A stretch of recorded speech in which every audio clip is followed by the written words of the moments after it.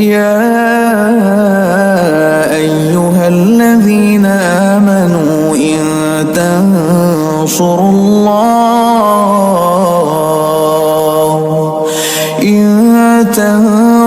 الله ينصركم ويثبت أقدامكم. আসসালামু আলাইকুম। আমরা 2000-এর ইয়াং জেনারেশন। তো 2000-এ তখনও কিন্তু এত বেশি মোবাইল, অ্যান্ড্রয়েড, টাচ ফোন এর ছড়াছড়ি ছিল না। টাচ ফোনের আর কি, মোবাইল তো ছিল, টাচ ফোনের ছড়াছড়ি এত ছিল না।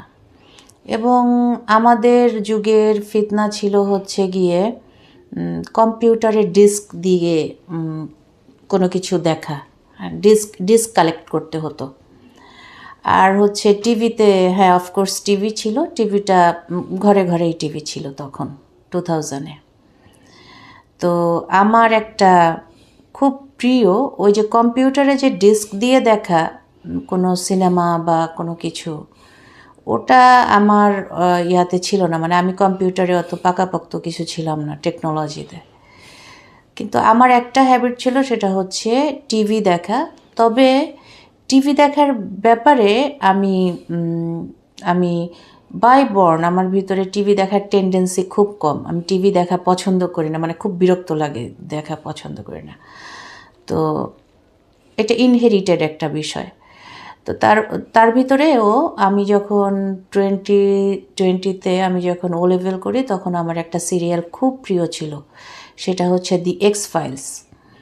তো জিলিয়ান অ্যান্ডারসনের ছিল। এক্স ফাইলসটা থার্সডে নাইটে, মানে ফ্রাইডে নাইটে দেখাতো, থার্সডে গিয়ে ফ্রাইডে নাইটে। তো পরের দিন স্কুল বন্ধ ছিল।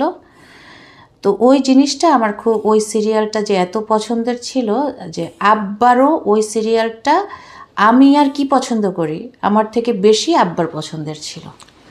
তো ওইটা হয়তো হচ্ছে গিয়ে 10টার খবর হতো টিভিতে, 10টার খবরের পরে 10:30 পর্যন্ত 10টার খবর হইতো। তো 10টার খবরের 10:30 খবর শেষ হতো, তারপরে দি এক্স ফাইলস স্টার্ট হতো। তো ওই এক্স ফাইলস আমি আর আব্বা দুজনে মিলে দেখতাম হচ্ছে গিয়ে 10:30 থেকে। তো তখন এত বেশি, মানে আব্বার এত বেশি এই সিরিয়ালটা প্রিয় ছিল যে আব্বা বাংলাদেশে থাকলেই এই সিরিয়ালটা আমাকে নিয়ে দেখবে। তো আব্বা যখন প্রোগ্রামে বাইরে থাকতেন বা দেশের বাইরে থাকতেন, তখন আমি আব্বাকে এই সিরিয়ালটা দেখার সময় খুব মিস করতাম। আর আব্বা দেশে থাকাকালীন কোনোভাবে আব্বার কাছে তো সারা জীবন রাত নেই, দিন নেই, লোকজন আসতেই থাকতো।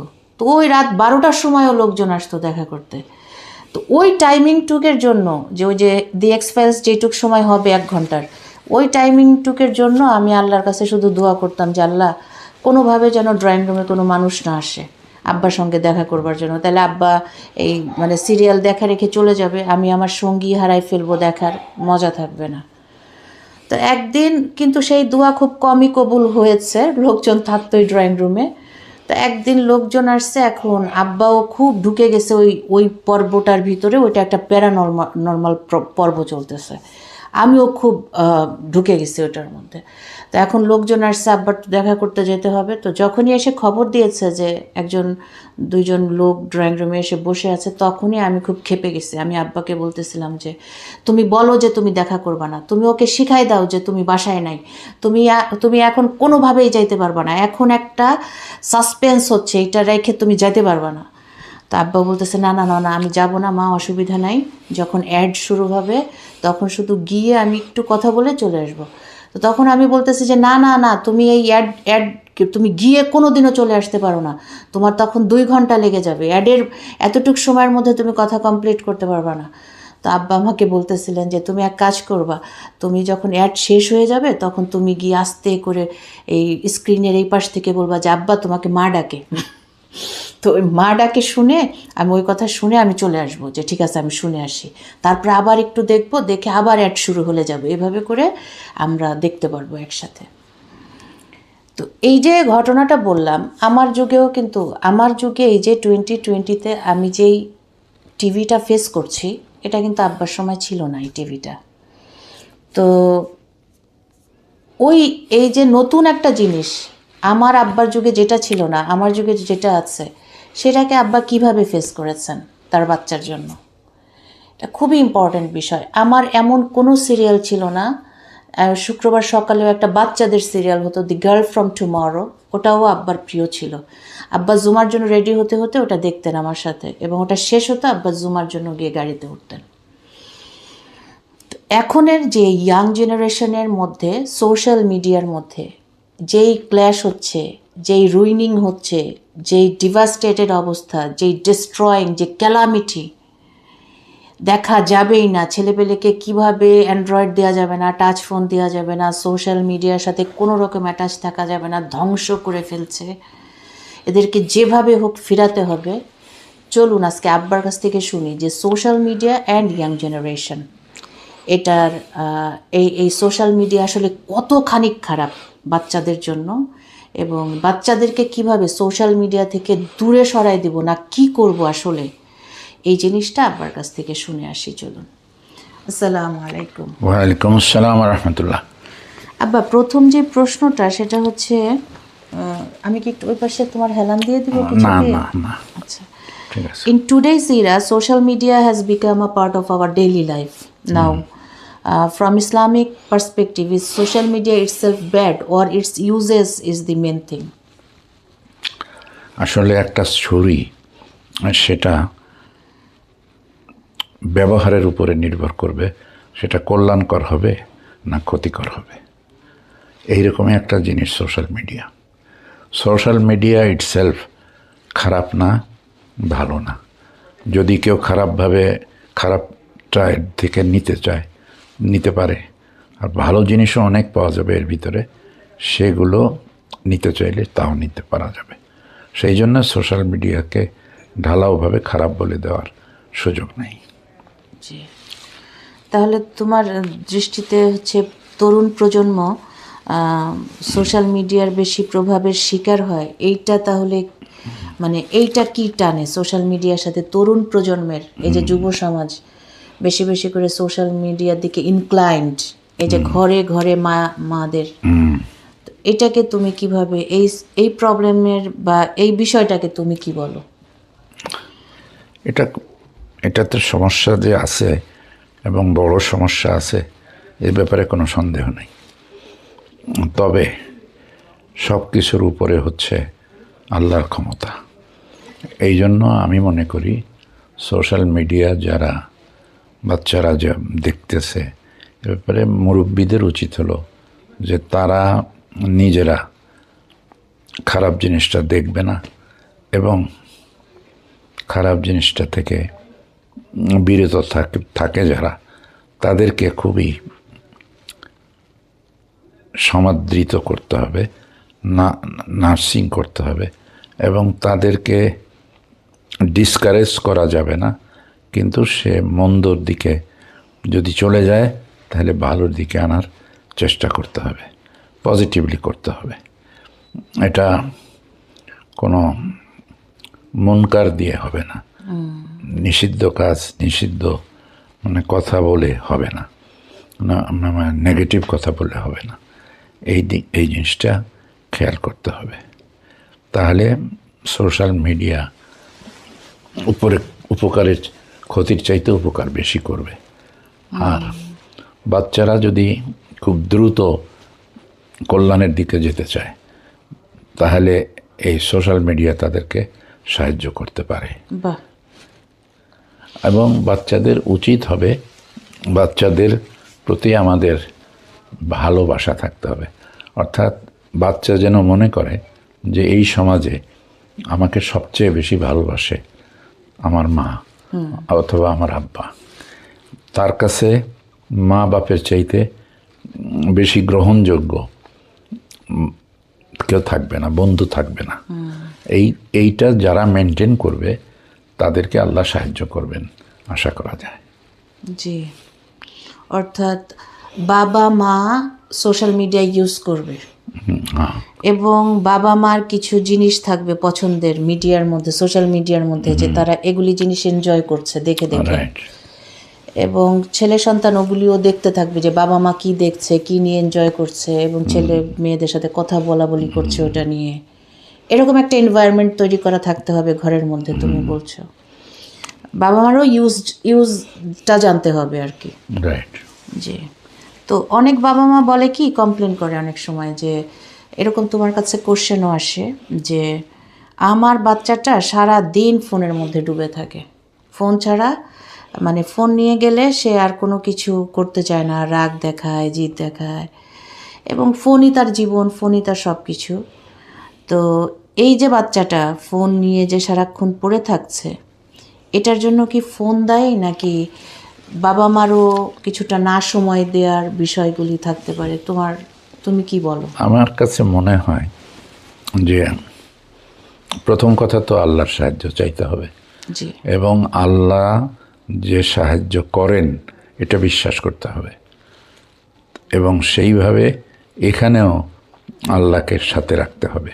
জি আল্লাহকে সাথে রাখতে হলে যেমন একটা খেলা, দাবা খেলাই হলো, দাবা খেলা জায়েজ না নাজায়েজ? দাবা খেলাকে নাজায়েজ বলা যাবে না যদি খেলার খেলতে খেলতে দেখা যায় যে নামাজের সময় আসছে, তাহলে নামাজে চলে যাবে সাথে সাথে, এবং নামাজ থেকে ফিরে এসে আবার দাবা খেলবে। এই এই এই কাজটি যদি এইভাবে করা হয় এক।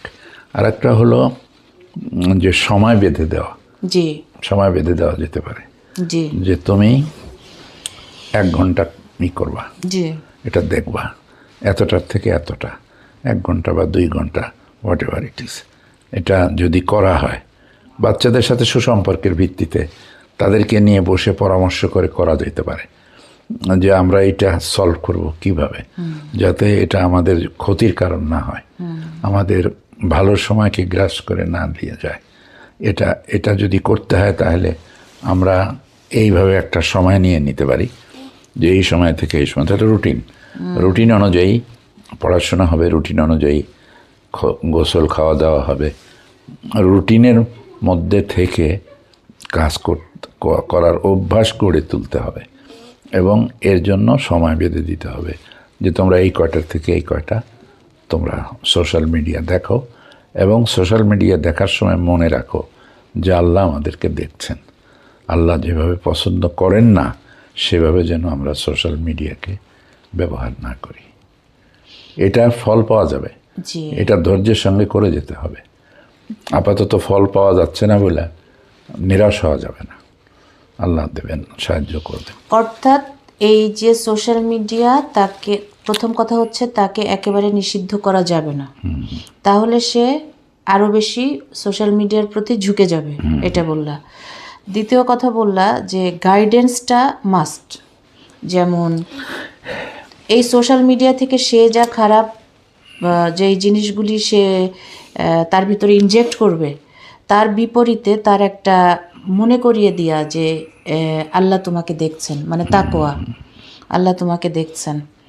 আর হচ্ছে বলছো যে একটা প্ল্যান করে ফেলা বাচ্চাদের সঙ্গে কথাবার্তা বলেই যে এই সময়ে তুমি এটা নিয়ে কাজ করবে, আর এই সময়ে তোমার লেখাপড়া বা রুটিন এভাবে করে করা। ঠিক। তো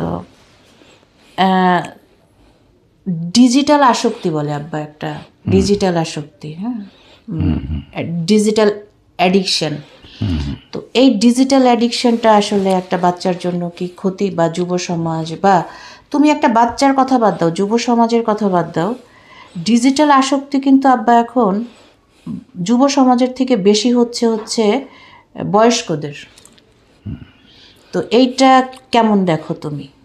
এটা থেকে কিভাবে রিড অফ করা যায়, বা কিভাবে এই ডিজিটাল আসক্তি কমিয়ে আনা যায়, কিভাবে নামাজ রোজার কথা মনে রাখতে হবে, সেই রুলগুলি, সেই প্রিন্সিপালগুলি কী হওয়া উচিত?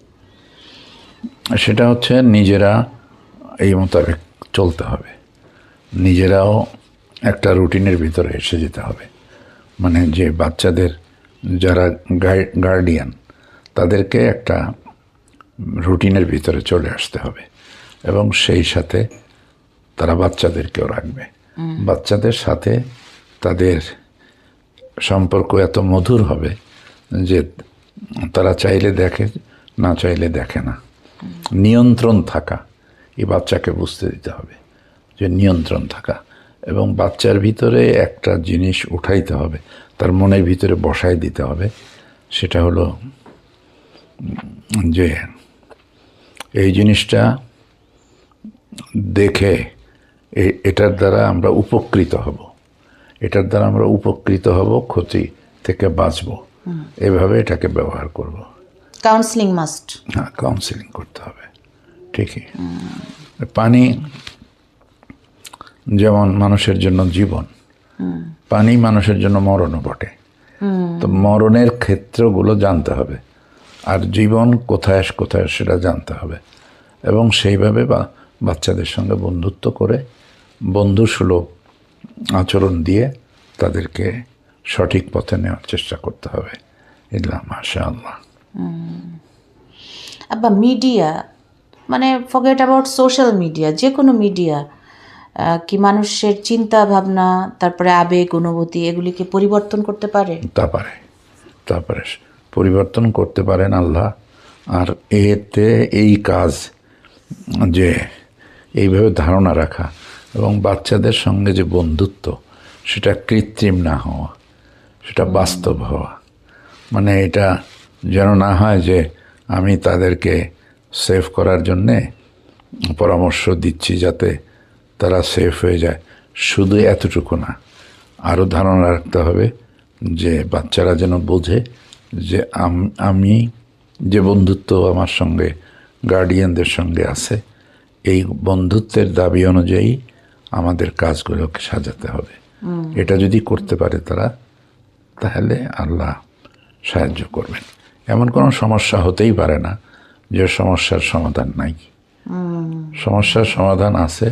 ইট ডিপেন্ডস অন যে কীভাবে ডিল করা হচ্ছে, হ্যান্ডেল করা হচ্ছে জিনিসটা। যারা হ্যান্ডেল করবেন তাদেরকে সংযত হতে হবে, তাদেরকে আল্লাহ প্রেমী হতে হবে, তাদেরকে আখিরাতমুখী জীবনের অধিকারী হতে হবে ইনশাআল্লাহ। রিলিজিয়াস বিলিফ, মানে বিশ্বাস, বিলিফ, ইমান, আকিদায়ও তো এটা প্রভাব ফেলতে পারে না, এফেক্ট বা ইফেক্ট করতে পারে এই সোশ্যাল মিডিয়াটা। তা তো পারে। সেক্ষেত্রে একটা বাচ্চার হাতে যদি থাকে, সেই বাচ্চার অবশ্যই এরকম একটা গাইডেন্স থাকতে হবে যে সে আসলে কোনটা দেখবে। মানে তার ইচ্ছে মতো তো সে সোশ্যাল মিডিয়া ইউজ করতে পারে, ইচ্ছে মতো দেখতে পারে।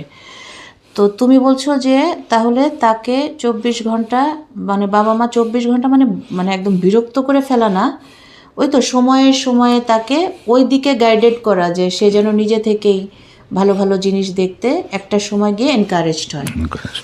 জি। যদি সোশ্যাল মিডিয়া ধরো বাচ্চারা খুব বেশি বেশি ব্যবহার করে ফেলে, সারাক্ষণ ওটার মধ্যে ডুবে থাকে, স্ক্রিনের মধ্যে, বা দি টপিক দি লাইক, তাহলে কি ধরনের ক্ষতি আসলে একটা বাচ্চার হতে পারে? মারাত্মক ক্ষতি হতে পারে, মারাত্মক ক্ষতি হতে পারে, দুনিয়াবি হতে পারে, স্বাস্থ্যগত ক্ষতি একটা বড় জিনিস ওদের ভিতরে এসে যেতে পারে। মানে খাওয়ার সময় খায় না, গোসলের সময় গোসল করে না, পড়ার সময় পড়ে না। এটার দ্বারা রুটিনের বাইরে চলে যায় মানুষ, আর রুটিনের বাইরে গেলে সেখান থেকে ফিরে আসা একটু কঠিন হয়। তো সেই জন্য মা বাপকে ভূমিকা পালন করতে হবে এবং বাচ্চাদেরকে ভূমিকা পালন করাতে হবে। রাইট। এটা দ্যাট মিনস এই সব কিছুর পেছনে প্রথমে বাবা মাকে সোশ্যাল মিডিয়া থেকে মানে বের হয়ে আসতে হবে। একটা বাচ্চা কোর্টে গিয়ে নালিশ করছিল যে আমি তো গেম খেলি বা কার্টুন দেখি এই জন্য যে আমার মা আমাকে সময় দেয় না, সে সারাদিন মোবাইলে ভিতরে পড়ে থাকে। তার বাচ্চাটা খুব ছোট, 2 বছরের, 2-3 বছরের বাচ্চা। সে কোর্টে গিয়ে জাজকে কমপ্লেন করছিল যে আমি তো এটা ইচ্ছে করে করি না, গেম খেলি না, কারণ আমার মা আমাকে সময় দেয় না, তাই আমি এই গেম খেলি। হতে পারে। জি, এটা একটা বড় জিনিস যে তাদেরকে সময় দিতে হবে, মা বাপকেও সময় দিতে হবে, ফ্রেন্ডলি আচরণ করতে হবে। গার্ডিয়ান হয়েও ফ্রেন্ডলি আচরণ করা যায় এবং সেটা সম্ভব, এবং তা করলে তার ফায়দা আল্লাহ তাআলা দেবেন ইনশাআল্লাহ। ইনশাআল্লাহ। জি।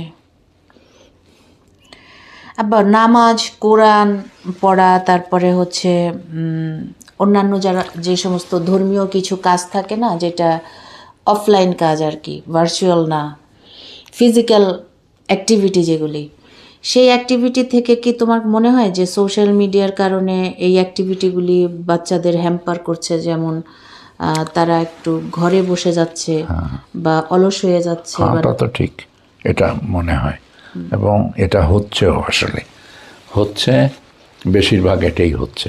জি। আর ভালো যেটা হওয়া দরকার বলে আমরা মনে করি, জি। সেটা করতে হলে জি। আমাদেরকে দুইটা ভূমিকা পালন করতে হবে। একটা হলো যে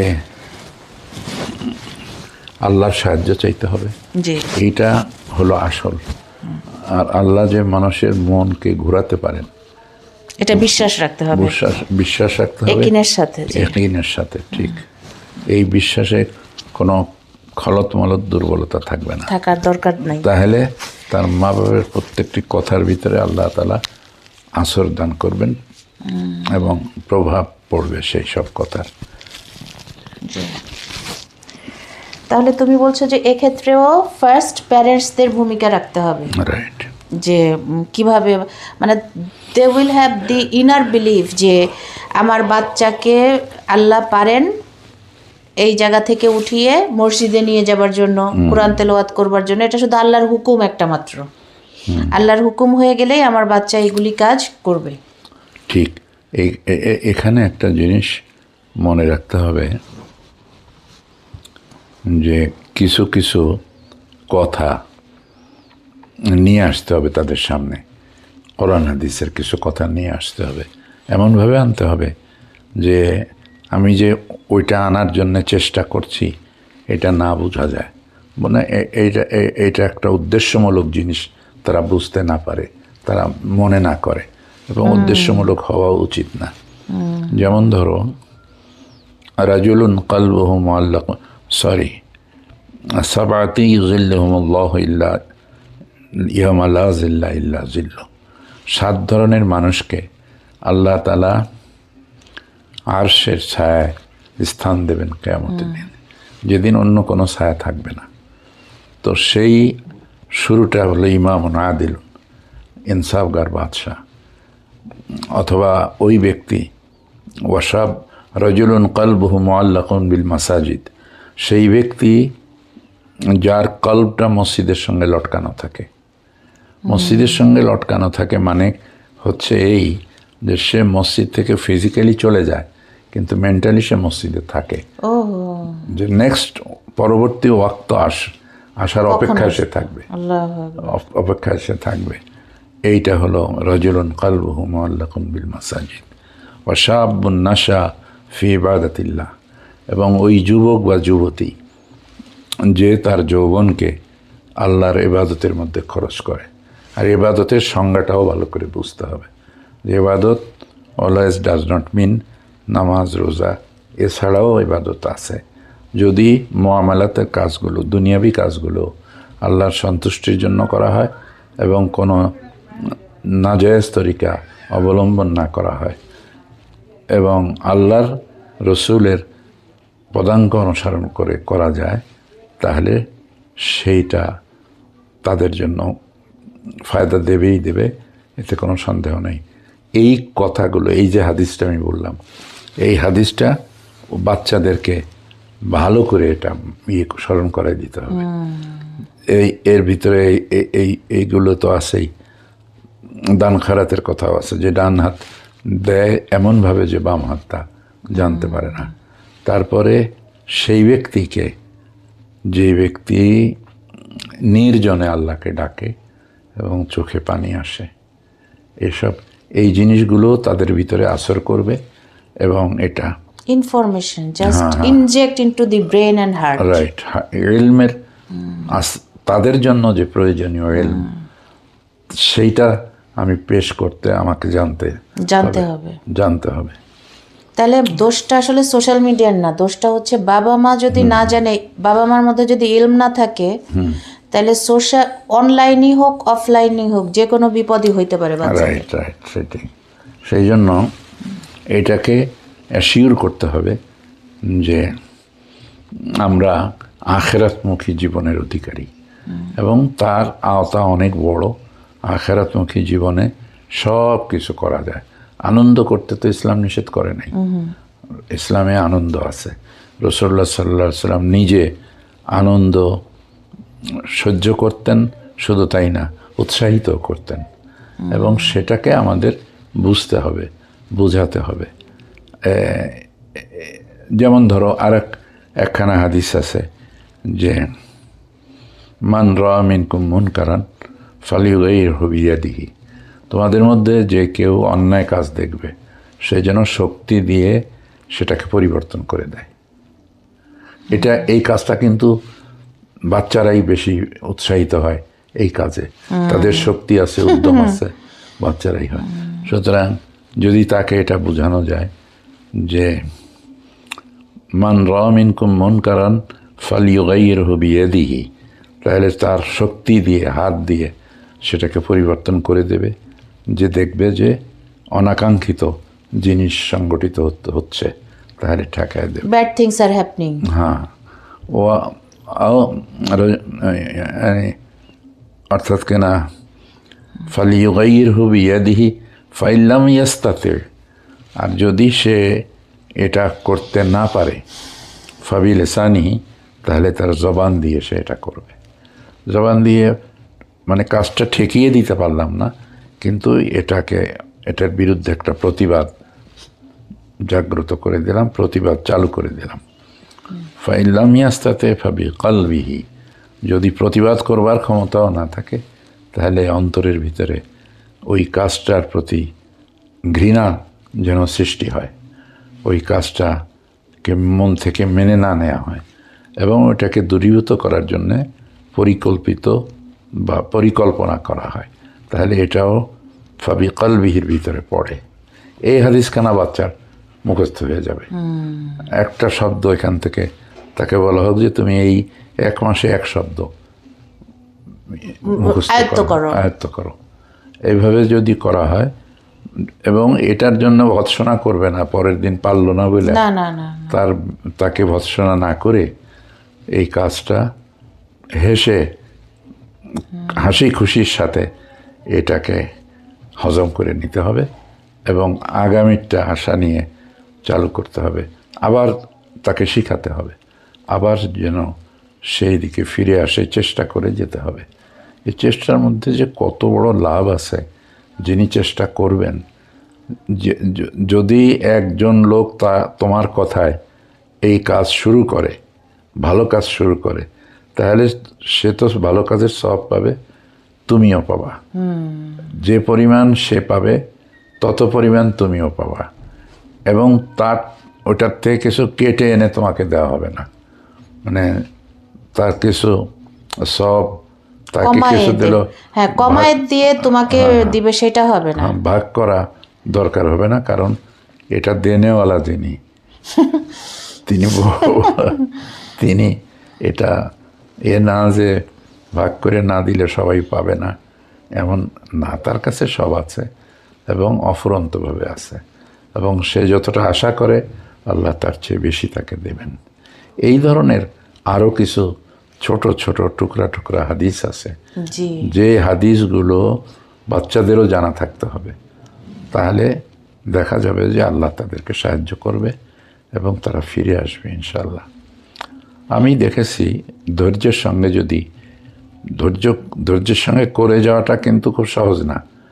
যদি কেউ ধৈর্যের সঙ্গে এটা করে যেতে পারে, তাহলে সে অবশ্যই ফল পাবে, এতে কোনো সন্দেহ নেই। আচ্ছা আব্বা, মানে বলে যে তুমি তোমার বাচ্চাকে ফোন দিবা না, এখানেই শেষ করে দেয় কথা, কিন্তু এখানে কি কথা শেষ হওয়া উচিত? ফোন দিব না, ফোন না দিয়ে বাচ্চাকে কি করব, বাচ্চাকে যে কি করব এটাই প্রথমেই বলা উচিত ছিল, যে this is the solution and this is the problem. To give him a phone, সেটা হচ্ছে গিয়ে problem, but what will be the solution? আমি যে ফোন দিব না, এই ফোন না দেওয়াটাই কি একমাত্র সলিউশন, নাকি ফোন না দিয়ে আসলে আমি তার সাথে কী ধরনের অ্যাক্টিভিটিসে জড়াতে পারি, বা কিভাবে এই ফোন না দেওয়াটাকে আমি প্রেজেন্ট করতে পারি, এই জিনিসগুলি হওয়া উচিত হচ্ছে কি আলটিমেট সলিউশন। রাইট। গাফেল করে দেয় সে বিষয়ে কি বলো? বা সোশ্যাল মিডিয়া নাকি গাফলা, মানে ফরগেটফুলনেস অফ আল্লাহ, যে মানে আল্লাহকে ভুলিয়ে দেয়। এটা তখনই হবে যখন শুধুই একতরফা জিনিসের দিকে তারা মানে এগিয়ে যাবে। এটা তো হয়ই, কারণ ওর ভিতরে উলঙ্গপনা আছে, পর্নোগ্রাফি আছে, এই সমস্ত জিনিস মারাত্মক জিনিস। এর প্রতি মানুষের একটা আকর্ষণ থাকে, যুবক যুবতী, তরুণ তরুণী, শিশু, ছেলে মেয়ে, যা প্রত্যেকের ভেতরেই এ ব্যাপারে কম বেশি আকাঙ্ক্ষা থাকে এবং সে সেই আকাঙ্ক্ষা চরিতার্থ করতে চায়, কিন্তু সে পাশাপাশি ভালোটাকেও বহন করে নিয়ে যেতে চায় না। এই ধরনের অবস্থা যাতে না হয়, দুটোই তারা চিনবে এবং একটাকে গ্রহণ করার শক্তি অর্জন করবে আর একটাকে বর্জন করার শক্তি অর্জন করবে। আর এই শক্তি দেওয়ার মালিক হলেন আল্লাহ। বাচ্চাকে ওইটা বোঝাতে হবে যে তোমার যখন কিছু চাইতে হবে, মনে করো আল্লাহর কাছে চাও। তুমি যদি সাহায্য প্রয়োজন হয়, আল্লাহর কাছে সাহায্য চাও। এই জন্য আল্লাহর কাছে চাইলেই পাওয়া যায়, এবং আল্লাহ আজ হোক কাল হোক পূরণ করে দেন। এই বিশ্বাস, এই ইলম, এই ইনফরমেশন বাচ্চার ভিতরে তাজা করে তুলতে হবে, জীবন্ত করে তুলতে হবে।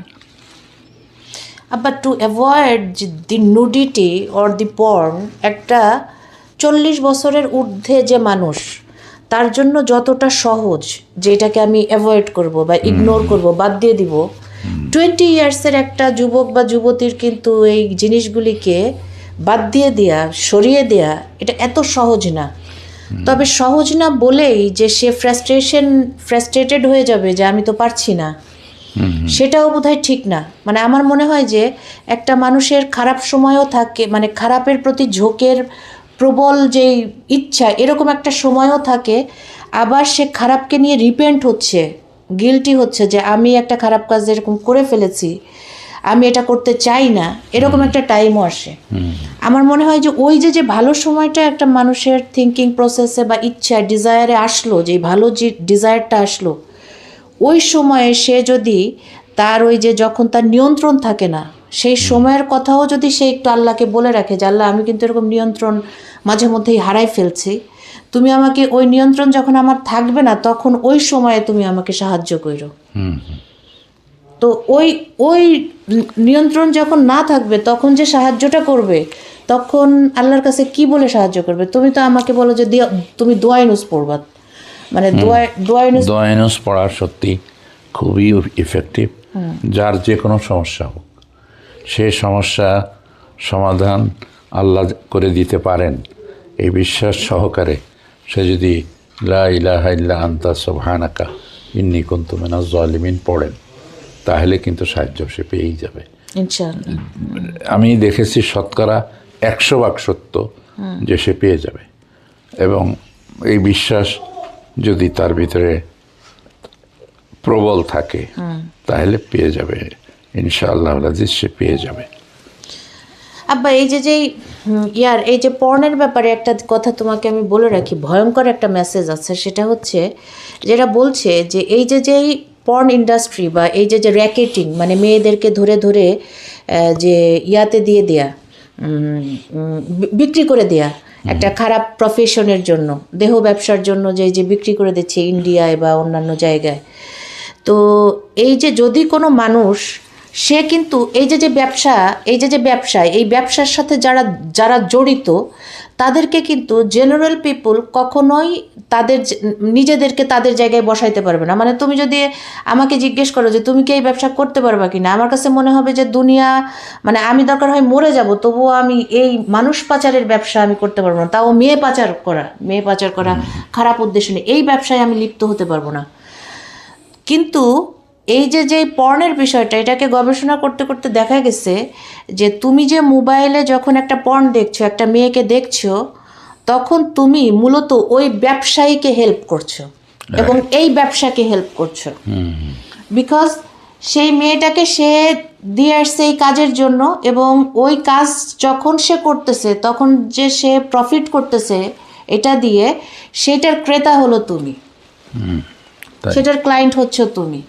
সো এটা একটা ভয়ানক মেসেজ যে এই আমরা যদি আমাদের চোখকে নিয়ন্ত্রণ না করি, মনকে নিয়ন্ত্রণ না রাখতে পারি, আল্লাহর পথে না রাখতে পারি, তাইলে র্যাকেটিংয়ের মতো, মানে এই যে মেয়ে পাচারকারীর মতো এত জঘন্য ব্যবসার সাথে ঘরে ঘরে আমরাও জড়িত থাকবো।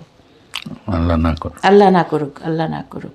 জি, আচ্ছা, এখন তুমি একটু সময় নিয়ে কথা বলো তো আব্বার। এই যে যেই সোশ্যাল মিডিয়ার মাধ্যমে আমাদের তো সময় নষ্ট হচ্ছে, মানে waste of time. So what you want say regarding the waste of time? একটা হচ্ছে যে এটা একটা জিনিস, সময় যে খুবই গুরুত্বপূর্ণ, খুবই মূল্যবান, খুবই দামি জিনিস সময়। এই সময় যে দামি এটা বোঝার জন্যে সহায়ক কথাবার্তা বলতে হবে, সহায়ক ফিল্ম দেখতে হবে, সহায়ক বই পুস্তক পড়তে হবে, এবং সহায়ক পরিবেশ খুঁজতে হবে। মানুষ কিন্তু মানুষের পরিবেশের কারণে ধ্বংস হয়ে যায়, আবার পরিবেশের কারণে মানুষ মুক্তি পেয়ে যায়, ধ্বংসের থেকে মুক্তি পেয়ে যায়। এই পরিবেশটা যেন এমন না হয় সে ব্যাপারে অনেক দূর থেকেই পরিকল্পনা থাকতে হবে, কাজ করতে হবে এবং আল্লাহর সাহায্য চাইতে হবে। আল্লাহর সাহায্য চাওয়া যে যত বেশি আন্তরিকভাবে চাইতে পারবে সে তত বেশি কামিয়াব হবে। এবং সাজদার মধ্যে যে দোয়া করতে বলা হয়েছে, যে সেজদার সময় বান্দা বা বান্দি আল্লাহর খুব কাছাকাছি চলে যায়, এবং বেশি বেশি তোমরা সেজদার মধ্যে দোয়া করো। এই যে রাসূলুল্লাহ সাল্লাল্লাহু আলাইহি ওয়াসাল্লাম বলেছেন, এই দোয়া করার সময় এই দোয়াগুলো করা দরকার যেগুলো আমাদের ডে টু ডে লাইফে প্রভাব ফেলতে পারে, সেই দোয়াগুলো করা দরকার। এবং সমস্ত অকল্যাণমূলক কাজে কথার থেকে আল্লাহর কাছে পানা চাইতে হবে। জি, অকল্যাণমূলক কাজ। আব্বা, এই যে বিদেশে না একটা জিনিস বলছে যে বিদেশি চিলড্রেনদের বা ওয়ার্ল্ড ওয়াইড যে চিলড্রেনরা আছে এদের সুইসাইডাল রেট অনেক বেড়ে গেছে, কারণ তারা গেম খেলে কম্পিউটারে। তারা এমন সব গেম আছে যে তারা ভয়েস দিয়ে গেম খেলে, এবং তার ভেতরে অনেক খারাপ খারাপ ইনস্টিটিউট আছে, এবং এআই তাদেরকে যে কোনো সলিউশন, যেমন এআইকে যে জিজ্ঞেস করে যে আজকে আমার খুব মন খারাপ, আমি কি করব, তো এআই তাকে যে সলিউশন দেয় সেই সলিউশন সে ফলো করে। আবার বলে যে আমাকে আজকে আমার বাবা মা বকা দিয়েছে, আমি কি করব, মানে আমার খুবই প্রতিশোধ নীতি, একটা প্রতিশোধ পরায়ণ মন নিয়ে বলে। তো এআই তাকে বলে যে তুমি পুলিশ কল করে দাও, তো পুলিশ কল করে দাও, সে কিন্তু সেটাই শুনছে। এবং এই যে এআইয়ের জন্য সে যে এই যে বাবা মার বিরুদ্ধে পুলিশ কল করতে পারছে একটা, দ্বিতীয়টা হচ্ছে যে সুইসাইড করছে। একটা গেম তাকে গেমের প্লেটা করতে করতে করতে করতে এমন একটা স্টেজে নিয়ে যাচ্ছে যে তখন গেম তাকে যা বলবে সে তাই শুনবে। তো তখন বলছে যে তুমি সুইসাইড করো, মানে bring the knife from your kitchen, say knife নিয়ে আসলো, হাত কাটো, হাত কাটছে। তো এভাবে করে সে করছে। এখন এটার দোষ হচ্ছে ওই সোশ্যাল মিডিয়ার, ওই গেমের এবং ওই এআর, এটার দোষ। আমার কোশ্চেন হচ্ছে যে এই যে বাচ্চাটা সারাটাক্ষণ এইটার পিছনে লেগে আছে, এই এআর পিছনে লেগে আছে, এই যে সোশ্যাল মিডিয়ার পিছনে লেগে আছে, এই সময়টুকে বাবা মা কোথায় ছিল? এই দোষটা কেন ওই মিডিয়ার হবে, কেন ওই যন্ত্রটার হবে, যে এই যন্ত্রর নিজস্ব কোনো ক্ষমতা নাই, সেই যন্ত্রটাকে কেন এই দোষ দেওয়া হচ্ছে? ওই সময়টা বাবা মা কোথায় ছিল? ঠিক, বাবা মার এই জন্য 24 ঘন্টাই বাবা মায়ের সতর্ক থাকতে হবে, দৃষ্টি রাখতে হবে, ইজি ওয়েতে রাখতে হবে। এ না যে এটার জন্য সে টেনশনে পড়ে যাবে যে কীভাবে ইজি হব, অত চিন্তা না করা, আল্লাহর রহমতের প্রতি আস্থা রাখা এবং আল্লাহর কাছে সাহায্য চাইতে থাকা, এগুলো যদি করা হয় আল্লাহমুখী জীবনের কোনো বিকল্প নাই। যত রকমের আমরা কৌশল হেকমত অবলম্বন করি সেগুলোর সাথে সাথে আমাদেরকে সবচেয়ে বেশি গুরুত্ব দিয়ে আল্লাহর সাহায্য চাইতে হবে এবং আল্লাহ সাহায্য করেন বিশ্বাস করতে হবে এবং আল্লাহর সাহায্য আসবে এ ব্যাপারে আশাবাদী থাকতে হবে। আজ হোক কাল হোক, আজকে যদি আমি যেভাবে চাচ্ছি এভাবে না এসে অন্য কোনোভাবেও যদি আসে, সেটা হয়তো আমি এখন বুঝি না, পরে বুঝবো।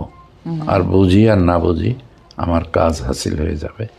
আমি আমার সন্তানকে সঠিক পথে নিতে পারবো, নেওয়ার সক্ষমতা আমার ভিতরে সৃষ্টি হবে। এইটা আব্বা আমাকে ছোট, আমার বাচ্চাটা, আমার মেয়েটা যখন ছোট তখন থেকেই শুধু আব্বা আমাকে বলতেন, মানে আমার রাগের উপরে আব্বা একটা কমপ্লিট ফোকাস দিয়ে দিলেন এবং এত বেশি বেশি আমাকে বলতে লাগলেন যে মা কখনো রাগ করবো না। অহেতুকি আমি রাগ করি না, আমি হাসি খুশি। তারপরেও আব্বা আমাকে একটা কপালে চুমু খেয়ে বললো যে মা কখনো কেন রাগ করবা না, রাগ করবা না, রাগ করবা না। এই যে রাগের উপরে এত ফোকাস। তো একটা সময় আমি আমার মেয়েকে একদিন ধমকাইছি, একটু মানে জোরে ওকে বসাইছি, তো মা দৌড়ে গিয়ে বলছে যে দেখো ওই মেয়েটাকে কত জোরে বসাইলো। তো আব্বা সেদিন আব্বা আমাকে ধমক দিয়ে কোনো কথা বলছে, এটা আমার জন্য মানে বিশাল ব্যাপার, একটা প্রেস্টিজিয়াস ইস্যু, মানে আমি মরেই যাব কাঁদতে কাঁদতে কাঁদতে কাঁদতে। আব্বা আমাকে ধমক দিছে, এটা আমি নিতেই পারবো না। তো কয়েকটা ক্ষেত্রে আব্বা আমাকে ধমক দিছে, সেটার একটা ক্ষেত্রে হলো আমার মেয়ে, যে খবরদার জান্নাতি, আর যদি কোনো দিন দেখি তুমি ওর সাথে রাগ করেছো, ও যেন তোমাকে ভয় পায় না। যদি ও তোমাকে ভয় পায় তাহলে সর্বনাশ হয়ে যাবে, সেই সর্বনাশ থেকে আর উঠে আসতে পারবে না। অর্থাৎ বাবা মায়ের সাথে সন্তানের যে সম্পর্কটা যদি ভয় ভীতির হয়ে থাকে, তাহলে সেই সন্তানকে আর রাইট ট্র্যাকে আনা কোনো বাবা মার পক্ষে সম্ভব হয় না। এটা হতে হয় ভালোবাসার এবং হ্যাঁ ফার্মনেস যেটা থাকে, লাভিং, কেয়ারিং, ফার্মনেস, এই তিনটে একসাথে থাকতে হবে। আমরা আব্বাকে, যে আমরা তিনটা ভাই বোন এত ভালোবাসি যে আব্বা ছাড়া মানে আমরা দুনিয়ার যত ক্রাইম করব সব আব্বার ফিডব্যাক দিতে হবে। কিন্তু সেখানে আমরা আব্বাকে একদম গর্হিত, মানে কোরআন হাদিসে বলা যেই অন্যায়গুলি, সেই অন্যায় আব্বার ভয়ে আমরা করব না। আল্লাহকে তো একটা বাচ্চা অনেক পরে আল্লাহকে ওইভাবে চেনে, প্রথমে তো বাবা মাকেই চিনতে থাকে, কার ভয়ে ভালো করব, কার ভয়ে খারাপ করব। তো সেই ফার্মনেসটা আব্বার মধ্যে আছে, লাভিং আব্বা, কেয়ারিং আব্বা, মানে এই সমস্ত কিছু আব্বার একার মধ্যে থাকে। এবং এই যে ফার্মনেস, এই ফার্মনেসটা খুব কম ক্ষেত্রে ইউজ করা লাগে, যেটা একেবারে মানে খুব একটা ট্রিগার পয়েন্ট হয়ে ওঠে, ওই ট্রিগার পয়েন্টে ইউজ করা লাগে যদি সারা বছর বাচ্চার সাথে লাভিং অ্যান্ড কেয়ারিং তার সম্পর্কটা থেকে যায়। যে পরবর্তী যেটা জানতে চাচ্ছি যে এই যে খুশু আছে না আব্বা, নামাজের মধ্যে খুশু নিয়ে যে নামাজ পড়া, আল্লাহর দিকে যে অ্যাটেন্টিভ থাকা, তো এই যে অ্যাটেন্টিভ থাকে, এই খুশু নিয়ে নামাজ পড়া, তোমার কি মনে হয় যে আমরা যদি কোরআনকে বাদ দিয়ে বা তাফসির পড়াকে বাদ দিয়ে বা হাদিসকে বাদ দিয়ে বেশি বেশি সোশ্যাল মিডিয়াতে কোরআন খুঁজি, হাদিস খুঁজি, তাহলে আমাদের এই খুশুগুলি অতটা আসবে না যতটা আমরা পেপার খুলে বসে পড়লে হবে? না, ঠিকই। খুদু খুশু দুইটা জিনিস আছে। খুদু মানে খা দত ওয়াও আইন খুদু, আর খুশু খা শিন ওয়াও খুশু। এর একটা হচ্ছে নম্রতা, বিনয়, এটা সহকারে নামাজে দাঁড়ানো, জি, এবং মনে রাখা কান্নাকা তারাহু, কেমন যেন তুমি আল্লাহকে দেখছো। ফাইল্লাম তাকুন তারাহু ফাইন্নাহু ইয়ারাক। তুমি যদি ওটা তোমার মনে সৃষ্টি করতে না পারো যে আমি আল্লাহকে দেখছি, তাহলে তুমি এই বিশ্বাসটা অবশ্যই রাখো যে আল্লাহ আমাকে দেখছেন। রাইট।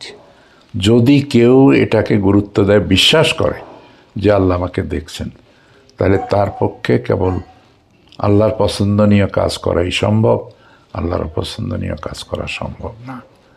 এটাকে খুদু খুশু বলে। মানে শারীরিকভাবেও আল্লাহর সামনে বিনয়ী হয়ে দাঁড়াতে হবে, আর মানসিকভাবেও আল্লাহর প্রতি বিশ্বাস স্থাপন করতে হবে, তাহলে আল্লাহ তাআলা বরকত দেবেন। তাহলে এই খুদু খুশুটা যদি বাচ্চাদের মধ্যে ইনজেক্ট করানো যায় স্লোলি গ্র্যাজুয়ালি, তাহলে তুমি বলছো যে একটা বাচ্চা যদি দরজা লক করে নিজের বেডরুমে স্ক্রিনে চোখ রাখে, তো সেক্ষেত্রেও সে বুঝবে যে এখানে আমাকে মা দেখছে না, বাবা দেখছে না, বা অন্য কেউ দেখছে না যে আমি স্ক্রিনে কি দেখছি, কিন্তু আল্লাহ দেখছেন। হযরত ওমর রাদিয়াল্লাহু তাআলা আনহু সম্পর্কে কথা আছে যে তিনি বাইরে যেতেন মানুষের অবস্থা দেখার জন্য, জানার জন্য। তো এক ঘরের কাছ দিয়ে তিনি যাচ্ছিলেন, তখন তাহাজ্জুদের সময়, এবং তার মা এক বাড়িতে, সেই মেয়ে আছে আর মা আছে। তো মা মেয়েকে বলছিল যে যাও মা, তাড়াতাড়ি দুধ দহন করো, দুধে পানি মিশাও বলছে না, দহন করো। তো সে যখন বলল যে ঠিক আছে মা, দহন করব, কিন্তু আমি এতে পানি দিতে পারবো না। তো বললো যে দেখো, এই হুকুম পানি দেওয়া যাবে না, এই হুকুমটা দিয়েছে ওমর, আর ওমর এখন আমাদের এখানে নাই, সেই জন্য পানি দিতে কোনো সমস্যা নেই। তো মেয়েটা বলল যে মা, ওমর নাই কিন্তু আল্লাহ তো আছে, আল্লাহু আকবার, আল্লাহ দেখছেন, আল্লাহ দেখবেন। এই কথা শোনার সঙ্গে সঙ্গে হযরত ওমর রাদিয়াল্লাহু তাআলা আনহু ওখান থেকে ব্যাক করলেন, অথবা আর দুই এক জায়গায় গেলেন, এটা আল্লাহ ভালো জানেন। তারপরে উনি সেই মেয়েকে নিজের বিটার বউ করে নিয়ে আসলেন। সুবহানাল্লাহ। আল্লাহ, এই জন্য আল্লাহর উপরে নির্ভরশীল থেকে কেউ যদি বিশ্বাস করে যে আমি যেহেতু আল্লাহর কাছে চাচ্ছি আমার বাচ্চার জন্য জান্নাত, আর আমি চাচ্ছি আমার বাচ্চা জাহান্নাম থেকে বাঁচুক, এটা আমি চাচ্ছি, এইটা যদি সে সত্যিই চায়, আল্লাহ অবশ্যই দেবেন, আল্লাহ অবশ্যই দেবেন, আল্লাহ অবশ্যই দেবেন। এবং এই ঘটনা তো সত্য, একেবারে এই অথেন্টিক একদম। এই ঘটনা থেকে আর একটা মেসেজও কনভে হয় আব্বা, সেটা হচ্ছে যে অনেক মানুষরা বলে না যে মানে স্পিরিচুয়াল একটা কল্প তৈরি করতে, একটা হার্ট তৈরি করতে বয়সের ব্যাপার থাকে, কিন্তু এখানে তো দেখা যাচ্ছে যে মার স্পিরিচুয়াল যে ডেভেলপমেন্ট, তার থেকে বেশি একটা ছোট্ট, মানে যে অবিবাহিত একটা ছোট্ট মেয়ের স্পিরিচুয়ালি সে বেশি ডেভেলপড। রাইট। এটা তো তাইলে আল্লাহর ইচ্ছা, আল্লাহ যাকে খুশি তাকে স্পিরিচুয়ালি ডেভেলপ করতে পারে। যে বা আলেমদের কি মনে করো যে আলেমদের থেকে এখন যুব সমাজ বেশি ইনফ্লুয়েন্সার যারা আছে, তো এদের কথাতে বেশি, মানে অনেকে আছে যে বিয়ে নিয়ে নানা ধরনের কথা বলে, হ্যাঁ তোমার পার্টনার এই হইলে দেখবা, মানে এই জিনিসগুলি তোমার পার্টনারের মধ্যে খেয়াল করবা, যদি এইটা থাকে তাইলে সে কি যেন নাম আছে, ওই যে মানে সাইকোলজিক্যাল ডিসঅর্ডারের, যে সে তাইলে সাইকিয়াট্রিক, সে তাইলে এইটা ওইটা ডিসঅর্ডারের নাম বলে। তো এইগুলি তোমার পার্টনারের মধ্যে খেয়াল করবা। তো একজন বিজ্ঞ কোনো আলেম বা ওয়াইজ কোনো মানুষকে রেখে তারা বিয়ে শাদীর ক্ষেত্রে এবং পার্টনারের দোষ ত্রুটি খুঁজে বেড়ানোর জন্য সে ওই দিকে তাকায় থাকে যে পার্টনারের কি ভুল আছে। অথচ আমি তোমার কাছ থেকে সারা জীবন শিখছি যে পাশের মানুষ কে কেমন কি করছে এটা নিয়ে আল্লাহ তোমাকে জিজ্ঞেস করবে না, মা তুমি কি করছো ওই মানুষটার কাছে, এটা হচ্ছে তোমাকে আল্লাহর কাছে বলতে হবে, আল্লাহ জিজ্ঞেস করবেন। So concentrate on your self, তোমার উপরে তুমি কনসেন্ট্রেট করো যে তুমি কতটা ভালো থাকছো, তুমি কতটা আল্লাহর পছন্দের হয়ে থাকতে পারছো, এটাই শুধু কনসেন্ট্রেট করো। পাশের মানুষের সাথে আল্লাহ যেভাবে পছন্দ করে তোমার ব্যবহার, তুমি শুধু সেই আচরণ, সেই রাইটস তুমি দিয়ে যাও। অথচ এখন মানুষ শেখাচ্ছে যে তোমার পাশের মানুষ সাইকিয়াট্রিক কিনা, তোমার পাশের মানুষ এই হেলুসিনেট হচ্ছে কিনা, তোমার পাশের মানুষ এই নানান ট্রমার মধ্যে আছে কিনা, মানে এই সমস্ত জিনিস, এই যে পাশের দিকে নিজের কনসেন্ট্রেশনকে না দেখায় পাশের দিকে তাকায় শেখানোর। তো এক্ষেত্রে তোমার কি মনে হয় যে বাবা মার কি উচিত একটু যে আলেমদের সংস্পর্শে বাচ্চাদেরকে সপ্তাহে একদিন নিয়ে আসা, একটু টাইম স্পেন্ড করা, ভালো মানুষ যারা, ওয়াইজ মানুষ যারা, তাদের সঙ্গে একটু টাইম স্পেন্ড করা এবং শেখানো যে আসলে একজন মানুষ সে নিজেকে ডেভেলপ করবে না, সে পাশের মানুষের খুঁত দেখে, ফ্ল দেখে তাকে ভালো করার জন্য সবসময় ব্যস্ত থাকবে। এটাও অনেক বড় গুরুত্বপূর্ণ জিনিস, জি, যে আমরা যেন ভালো অ্যাসোসিয়েশন, ভালো সংস্পর্শ। জি,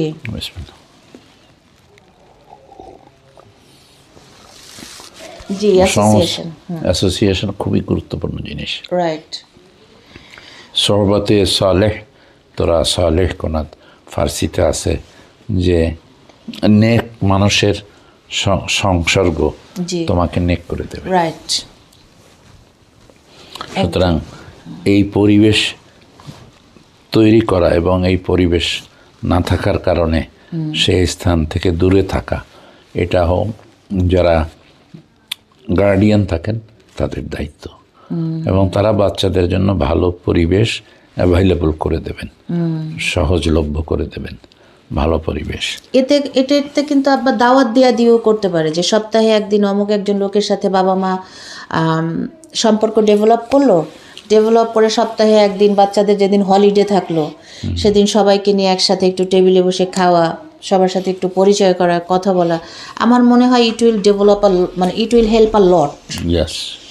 এবং একটা কাজ কি যে কালেকটিভ গুড, কালেকটিভ ওয়েলবিং যেটা, হ্যাঁ কালেকটিভ ওয়েলবিং যেটা, ওই কালেকটিভ ওয়েলবিংটা না হলে আমার মনে হয় ফ্যামিলি থেকে যদি ভ্যালু ইনহেরিটেড না করে আব্বা, তাহলে এটা খুবই বিপজ্জনক হয়ে যাবে। এটা কোনো যন্ত্রের দোষ না, রাইট, এটা কোনো মিডিয়ার দোষ না।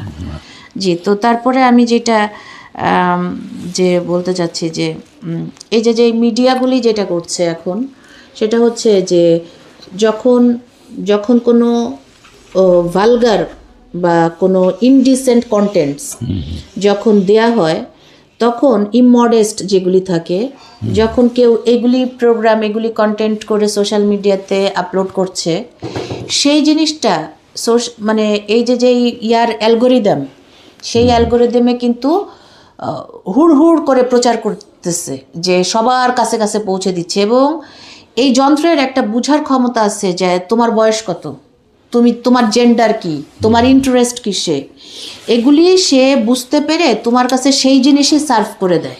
এই জিনিস ওদেরকে মানে এভাবে করে যন্ত্র তৈরি করা হয়েছে। তো এক্ষেত্রে একটা মানুষ সে কিভাবে এই ভালগার ইনডিসেন্ট এই কন্টেন্ট থেকে নিজেকে দূরে রাখতে পারে? এর জন্য একটা জিনিস হলো যে, যেমন ধরো আমরা বুঝি না, আমরা নামাজ পড়া যে ইবাদত এটা বুঝি, কিন্তু ভোট দেওয়া মতো কাজ এটাও যে ইবাদত এটা আমরা বুঝি না। ওকে।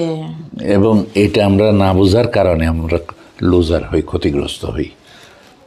এবং এই কথাটা আছে যে তুমি আমানত তার কাছে রাখো যে এটা সংরক্ষণ করার যোগ্যতা রাখে।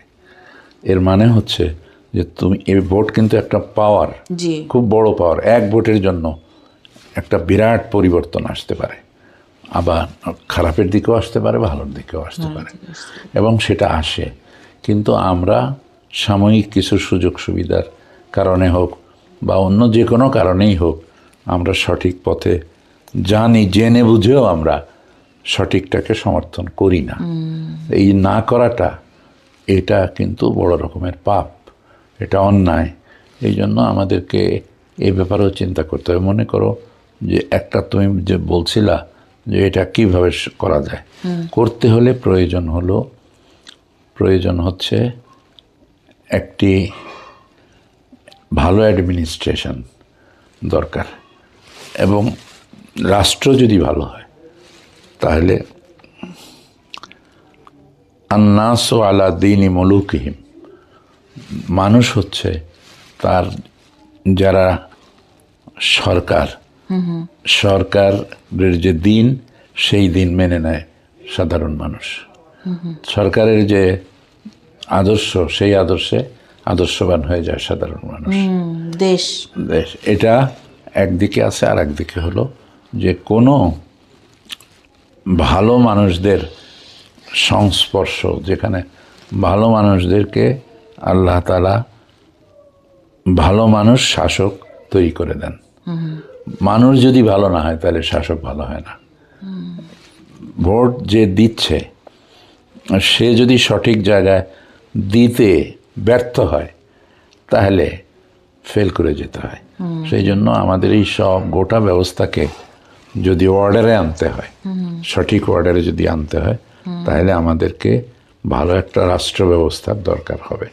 এই জিনিসটা আমরা বুঝি না, কিন্তু যদি বুঝি আর রাষ্ট্র ব্যবস্থা নিয়ম অনুযায়ী যদি মানুষের ভিতরে পরিবর্তন আনতে চায়, সেই ধরনের শিক্ষা ব্যবস্থা যদি তারা তৈরি করতে পারে এবং সমস্ত যন্ত্র, রাষ্ট্রীয় যন্ত্র মানুষের কল্যাণের পক্ষে কাজ করবে, ঘুষ সুদ এগুলো থাকবে না। এগুলো বললেই যে চলে যাবে তা তো যায় না।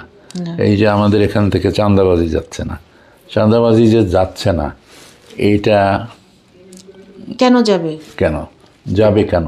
ঠিকই তো। আমি নিজে যদি চাঁদাবাজ হই তাহলে আমি একজন ডিসি, তো আমার অধীনে এই জেলায় যত মানুষ আছে তারা ঘুষ খাবে না, চাঁদাবাজি করবে না কেন?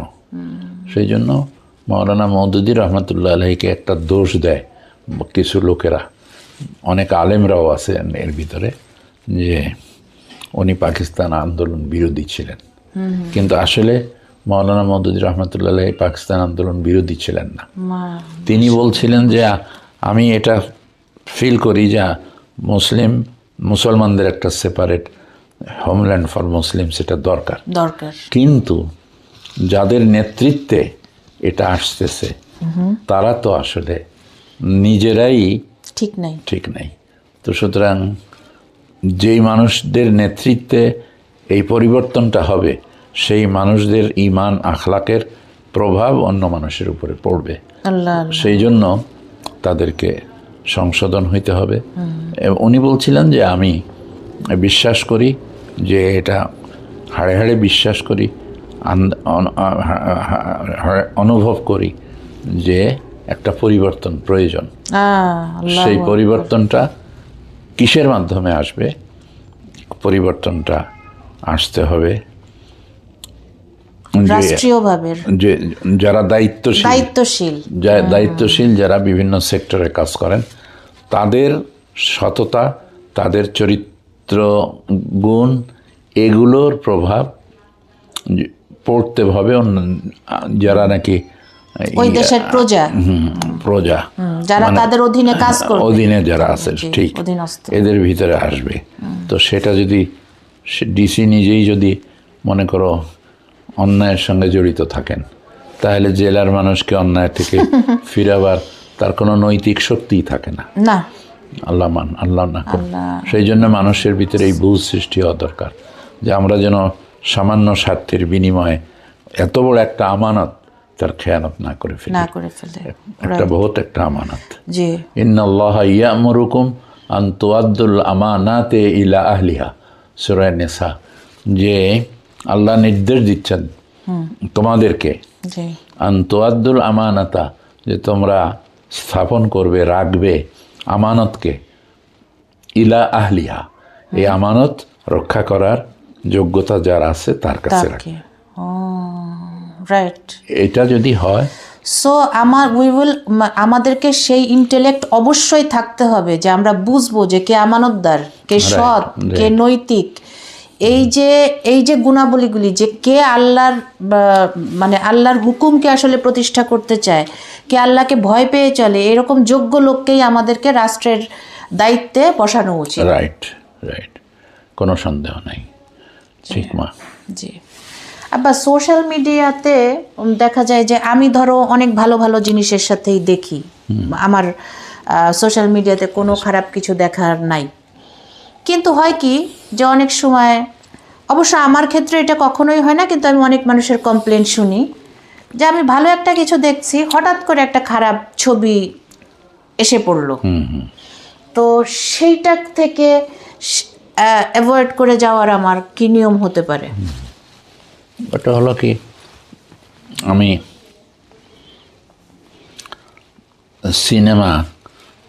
আমরা বলি যে সিনেমা দেখা হারাম। আসলে সিনেমা হারাম না, কন্টেন্ট ওর ভিতরে কি আছে সেটা হলো হালাল হারামের প্রশ্ন হলো সেখানে। ইরানের এমন কিছু ছবি আছে, সিনেমা আছে, যেটা এখানে ওই অনুবাদ করে দেখানো হয়, এবং সে তার একটা এত সুন্দর সিনেমা তারা তৈরি করে, কোনো অশ্লীলতা নেই, কিন্তু এত আকর্ষণ আছে যে খানাও খাইতে যাইতে চায় না মানুষ এটা দেখা বাদ দিয়ে। তো সেই ধরনের সিনেমা যদি তৈরি করা হয় তাহলে সিনেমার দ্বারাই প্রভাবিত হয়ে যাবে সমাজের মানুষ। ভালো ভালো সিনেমা যখন এরকম হবে, সেই সিনেমা মানুষকে মানুষ বানাবে, যে মানুষ ফেরেশতার চেয়ে উত্তম হতে পারে। আর এই সিনেমাই সেই মানুষ তৈরি করতে পারে যে মানুষ শয়তানের চাইতে অনেক নিকৃষ্ট হয়ে যেতে পারে। সেই জন্য যখন ইসলামী রাষ্ট্র হবে, তখন মানুষ দেখবে যে এটা কত প্রয়োজন ছিল। এবং সে শুধু ইসলামী রাষ্ট্র ব্যবস্থার মধ্যে কোনো মানুষের মন্দ হয়ে যাওয়াটা খুব কঠিন, কারণ মন্দ হওয়ার জন্য পরিবেশ তাকে অ্যালাউ করে না। যেমন সিস্টেমে বিদেশে তুমি যাবা, তোমাকে কোনো ট্রাফিক বলবে না যে তুমি এখন থামো, লাঠি দিয়ে বলতে হবে না যে গাড়ি থামতে হবে, আবার বলতে হবে না যে চলতে হবে। But the system they stop by themselves, যে এটা ওই যে আলোটা জ্বলছে আমাকে, কারণ সিস্টেমই এটা। তো এই যে রাষ্ট্র ইসলামিক হলে যদি ওই সিস্টেমে ফেলে দেওয়া যায়, তাহলে সে বুঝবে যে আমি এই গুনাহটা করার পরে আমার কি সাজা ভোগ করতে হবে। তো হোয়াট এভার, যে পরিবেশে তুমি বলছিলে যে পরিবেশই এলাও করবে। পরিবেশ মনে করো, আমি যদি এমন কাউকে ভোট দেই যে মানুষকে আখেরাতমুখী করবে না, তাহলে পরে সে যত অন্যায় কাজ করবে সমস্ত অন্যায়ের ভাগ আমাকে নিতে হবে। আল্লাহ মাফ করুন। এবং এটা সে যদি এমন কাউকে সমর্থন করে আল্লাহর সন্তুষ্টির জন্য, তাহলে এটা খুব বড় ইবাদত হিসেবে পরিগণিত হবে। এবং তার দ্বারা মানুষ কেবলই কল্যাণের দিকে এগিয়ে যাবে। এভাবে আমাদের চিন্তা করতে হবে। এখন এই চিন্তা করার তৌফিক আল্লাহ আমাদের সকলকে দান করুন। আল্লাহুম্মা আমিন। আচ্ছা আব্বা, ওই যে আমি যে প্রশ্নটা করলাম তোমাকে, যে অনেক সময় আমি ভালো কিছু দেখছি কিন্তু সোশ্যাল মিডিয়ার মানে সিস্টেম অনুযায়ী একটা খারাপ ছবি এসে পড়লো। ইন দ্যাট কেস আমরা কি, যেমন আল্লাহ আমাদেরকে কোরআনে নির্দেশ দিয়েছেন যে খারাপ দিকে যদি তোমার চোখ যায় তাহলে তুমি চোখ নিচু করে ফেলবা, লোয়ার ইউর গেজ। তাহলে কি সেভাবে আমরা চোখ নিচু করে স্ক্রল করে অন্যদিকে চলে যাওয়া, এটা এই সিস্টেমে আমরা থাকতে পারি না অনলাইনে? নিশ্চয়ই তো থাকতে হবে। কেউ যদি ইমানদার হয় এবং আল্লাহকে বিশ্বাস করে, তাহলে তার এটা চেষ্টা করতে হবে। ইয়াগুদ্দু মিন আবসারিহিম, পুরুষরাও যেন তাদের চোখকে অবনত করে, নারীরাও যেন চোখকে অবনত রাখে। এটা কেন? কারণ এটার একটা লিঙ্ক আছে, যে একটা কথা বলে একজনের সাথে কথা বলার সুযোগ পাইলাম, তাকে একটু টাচ করার সুযোগ পাইলাম। এই ধরনের যখন অবৈধ সম্পর্ক স্থাপিত হয়ে যায় মানুষের মধ্যে, তাহলে সেই অবৈধ সম্পর্ক সৃষ্টি হওয়াটা এবং সেটার সুযোগ নেওয়াটা কোনো আল্লাহর বান্দার পক্ষে, ইমানদারের পক্ষে সম্ভব না। সাময়িক হতে পারে, ফর দি টাইম বিং হতে পারে, কিন্তু তার চরিত্রে এটা স্থায়ী হতে পারে না। আর ভুল ত্রুটি মানুষের হয়ে যায়, সেই জন্য যদি কেউ আন্তরিকভাবে আল্লাহর কাছে তওবা করে, তাহলে আল্লাহ মাফ করে দেন। এখন মনে করো একজন মানুষ 50-60 বছর নামাজ পড়ে না, রোজা রাখে না, তার ভিতরে যদি অনুতাপ সৃষ্টি হয়, সে যদি লজ্জা পায় সেজন্য, এবং এই লজ্জা অনুতাপ সহকারে যদি আল্লাহর কাছে ক্ষমা চায় যে আমি ভুল করেছি আল্লাহ, আমি আর করবো না, আমি ফিরে আসলাম, তাহলে আল্লাহ সব মাফ করে দেবেন, সঙ্গে সঙ্গে মাফ করে দেবেন। সেই জন্য আমাদের সেই পথে যেতে হবে। এই একটা। আর একটা হলো যে কোনো মানুষের কাছে যেন আমরা মানুষের দায়বদ্ধ না হই। মানে কয়েকভাবে হতে পারে, অর্থনৈতিক ক্ষেত্রে হতে পারে, অন্যান্য বিভিন্নভাবে হতে পারে, যে মানুষের মনে কষ্ট দিয়েছি। তো এটার উপরেও হাদিস আছে। রাসূলুল্লাহ সাল্লাল্লাহু আলাইহি ওয়াসাল্লামকে জিজ্ঞেস করা হয়েছিল যে ভালো মুসলমানকে, আল মুসলিমু মান সালিম আল মুসলিমুনা মিন লিসানিহি ওয়া ইয়াদিহি, মুসলমান সেই লোক যে তার জবান দিয়ে এবং হাত দিয়ে অন্য কোনো মুসলমানকে কষ্ট না দেয়। অন্য কোনো মুসলমানকে কষ্ট দিয়ে না দেয়, এটা মানে আবার না যে অমুসলমান হইলে কষ্ট দেওয়া যায়, তা না।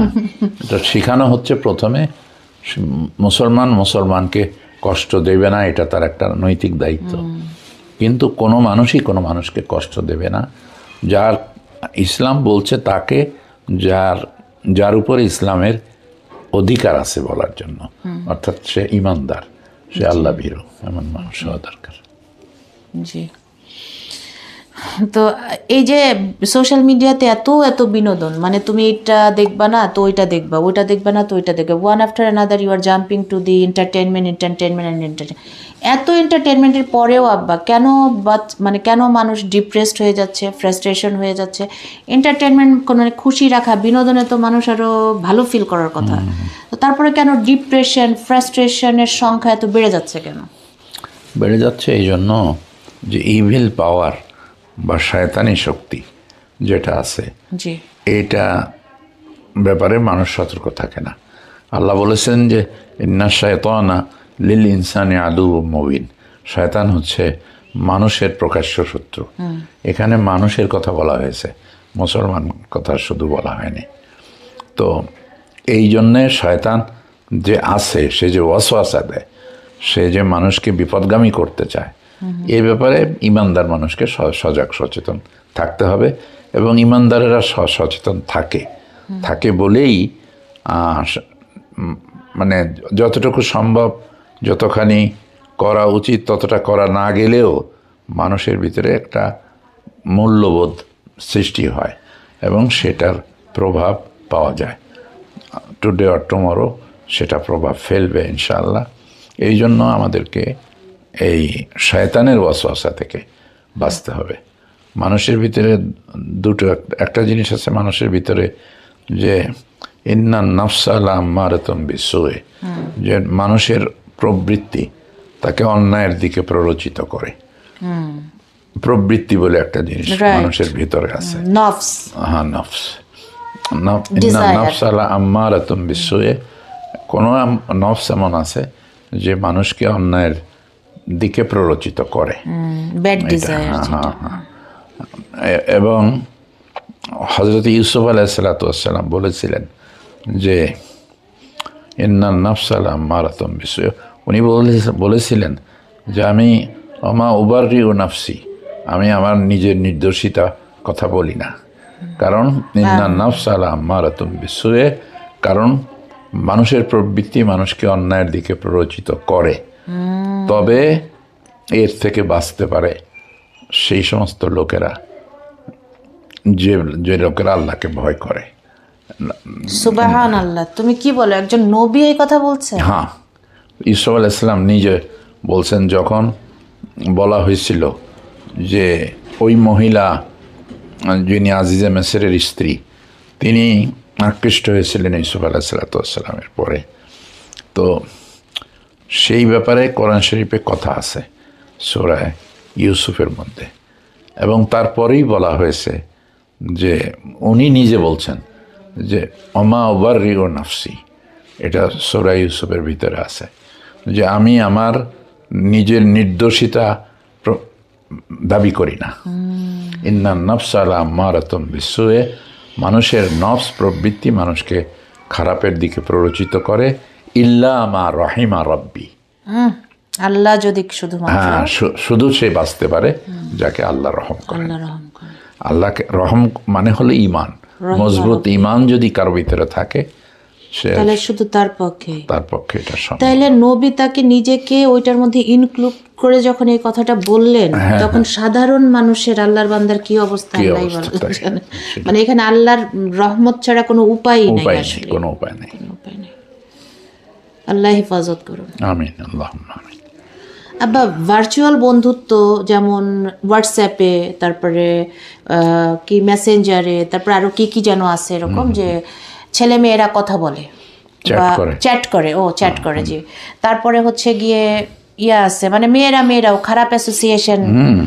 তো এই জিনিসগুলি কি মনে করে যে আমি তো তাকে সামনাসামনি দেখছি না, কিন্তু এই জিনিসগুলি কি খুবই গুনার নাই, যে ছবি আদান প্রদান? তা তো বটেই, এর ভিত্তি তো হলো অন্যায়ের উপরে, জি। এটা তো কল্যাণকর কিছু না।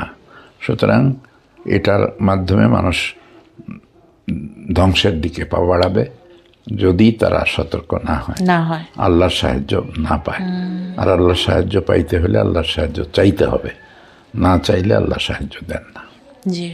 তো আব্বা তুমি একদম শেষ করে দাও একটা কথা বলে, সেটা হচ্ছে যে এই যে সোশ্যাল মিডিয়া, এটা আসলে তুমি মন থেকে কেমন চাও যে আজকে তরুণ প্রজন্ম কিভাবে এই সোশ্যাল মিডিয়াকে ব্যবহার করবে এবং কি জন্য ব্যবহার করবে, কোন দিকে ব্যবহার করবে, এটা তুমি কি চাও বাচ্চাদের জন্য? আচ্ছা, একটা জিনিস দেখো তো, এই যে আমরা যে কথা বলতেছি এটা তো মিডিয়াতেই বলতেছি। জি। তো সোশ্যাল মিডিয়া যদি না থাকতো তাহলে তো আমাদের এই কথাগুলো মানুষের কাছে যাওয়ার সুযোগ পেত না। সেই জন্য social media itself is not wrong, কিন্তু মানুষ এটাকে অন্যায় পথে ব্যবহার করে। এই ব্যবহার থেকে ফিরে থাকার জন্য আল্লাহর সাহায্য চাইতে হবে। আল্লাহর সাহায্য না পেলে ফিরে থাকা যাবে না, আর শয়তান থেকে পানা চাইতে হবে। আউযু বিল্লাহি মিনাশ শাইতানির রাজিম পড়তে হবে মাঝে মাঝেই, আর দোয়া ইউনুস পড়তে হবে, এবং মাগফিরাতের যতই আছে, আস্তাগফিরুল্লাহ আস্তাগফিরুল্লাহ আল্লাযী লা ইলাহা ইল্লা হুয়াল হাইয়ুল কাইয়্যুম ওয়া আতুবু ইলাইহি। অনেক বড়, অনেক সুন্দর তওবার কথা, ইস্তেগফারের কথা এটা, এবং এটা পড়লে মানুষকে আল্লাহ নিষ্পাপ করে দেয়। আচ্ছা আব্বা, আর একটা, জি বলো। এবং এবং এবং বলছিলাম যে ওটাই কথা ছিল। আচ্ছা আব্বা, অনেক মানুষ বলে যে আমি এটা ছাড়তে চাই কিন্তু আমি ছাড়তে পারি না, সেক্ষেত্রে সে কি করবে? হ্যাঁ ঠিকই, সে আল্লাহর কাছে সাহায্য চাবে। আচ্ছা, আল্লাহর সাহায্য চাইতেই থাকবে। সে এরকম যদি না হয়, এরকম যেন না হয় যে সে মাসখানেক সাহায্য চাইছে তারপরে বললো যে না আমি চাইলাম আল্লাহর কাছে, অনেকই তো চাইলাম কিন্তু পাইলাম না। এই কথা বললে আর হবে না। এটাকে জলদি করা, তাড়াহুড়া করা, ফ্যান্টাস্টিক, তাড়াহুড়া করা। তাহলে সে যে এই যে ছাড়তে চাচ্ছে কিন্তু পারছে না, মানে সে যেটা কন্টিনিউ করছে এইটার পাশাপাশি ওইটাও কন্টিনিউ হতেই থাকবে, দুইটা একসাথে কন্টিনিউ হতেই থাকবে, যেন ফাইনালি গিয়ে ডিসমিস হয়ে যায়, মানে দুই গুণা এটার থেকে ওইটার থেকে ইরেজ হয়ে যায়। যে আচ্ছা, আর একটা জিনিস হলো যে ডিজিটাল যে একটা দাওয়ার কাজ বা যে একটা পারিবারিক যে ডিজিটাল অ্যাক্টিভিটিসগুলি, যেটা কালেকটিভ ওয়েলবিং, এটা কেমন হইতে পারে? যেমন তুমি আমাকে হিজরতে থাকতেও, তারপরে বাংলাদেশে, এই যে বাংলাদেশে তুমি চলে আসছো, তোমার আমার রুম পাশে, এরপরেও তোমার কাছ থেকে আমি টুংটাং হোয়াটসঅ্যাপে ভালো একটা মানে কোরআন তেলাওয়াত একটা ছোট বাচ্চা করছে এরকম কিছু পাইতেই থাকে, একটা লেকচার দিছে একজন, এরকম কিছু তুমি পাঠাইতেই থাকো। এবং এটা শুধু আমাকে না, আমাদের পরিবারের সকলকে তুমি একজন একজন করে পাঠাইতে থাকো, একদম ছোট পর্যন্ত। তো ডিজিটাল কালেকটিভ ওয়েলবিংগুলি কেমন হওয়া যায়? তো এইভাবেই হইতে হবে। এবং আমি একটা জিনিস চেষ্টা করি, সূরা আসর আছে না, জি জি, সূরা আসরের ভিতরে আল্লাহ বলেন ওয়াল আসর, জি, যে সময়ের কসম, কসম, জি, ইন্নাল ইনসানা লাফি খুসর, যে মানুষ ক্ষতির মধ্যে আছে অ্যাজ এ হোল। রাইট। ইন্নাল ইনসান ইল্লাল্লাযীনা আমানু, এই ক্ষতির থেকে বাঁচতে পারে তারাই যারা ঈমান এনেছে ও আমিলুস সালেহাত, এবং ভালো কাজ করেছে, ওয়া তাওয়াসাউ বিল হক, এবং একজন আর একজনকে হকের দিকে ডেকেছে। তো আমার আল্লাহ তাআলার মেহেরবানিতে আমি আমার ফ্যামিলির লোকদের কাছে এবং আমার যত চেনা জানা পরিসর আছে এই সব জায়গাতে আলহামদুলিল্লাহ আলহামদুলিল্লাহ আমি দাওয়াতি কাজ করতেই থাকি, এবং কোনো না কোনোভাবে ফিরানোর জন্য, শয়তানের পথে মানুষ না যায় সেখান থেকে ফিরে আসে, সেই চেষ্টা আমি আলহামদুলিল্লাহ করতে থাকি। ওয়াতাওয়াসাউ বিস-সবর, আর এই চেষ্টা করলে তার নিরাপদে থাকা মুশকিল, কারণ তার অনেক কষ্ট আসবে, জুলুম আসবে। ওয়াতাওয়াসাউ বিস-সবর, ওই জুলমের মোকাবেলায় সে সবর করবে। চারটা কথা, ঈমান, আমলে সালেহ, তাওয়াসাউ বিল হক, তাওয়াসাউ বিস-সবর। আচ্ছা আব্বা, তুমি লাস্ট আমাদের বাংলাদেশের জন্য, তরুণদের জন্য, এবং আমরা যারা মধ্য বুড়া হয়ে গেছি এদের জন্য, আর হচ্ছে যারা একদম বুড়া হয়ে গেছে এদের সকলের জন্য একটা দোয়া করে দাও, যে এই দোয়াটা এদের জন্য, এই দেশের জন্য, এই দেশের মানুষের সবার জন্য ভালো হবে। সেটাই দোয়া, এইটা কিন্তু খুবই ভালো দোয়া।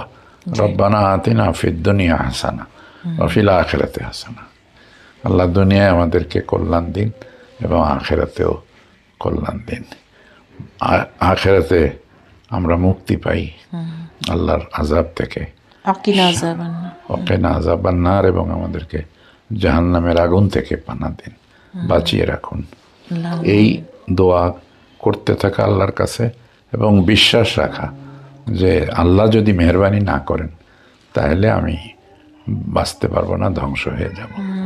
আর আল্লাহ যদি মেহেরবানি করেন তাহলেই কেবল আমি আল্লাহর আযাব থেকে বেঁচে যেতে পারবো। এই প্রতিজ্ঞা আমাদের সকলের ভিতরে জাগ্রত করে দিন আল্লাহ তাআলা, এবং এটা যেন আমাদের মনের কথা হয়। আল্লাহ তৌফিক দান করুন। আল্লাহুম্মা আমিন, আল্লাহুম্মা আমিন। তো আব্বা এখানে রাখছি আর শেষ করছি। তোমাকে অনেক অনেক ধন্যবাদ। ধন্যবাদ তোমাকেও।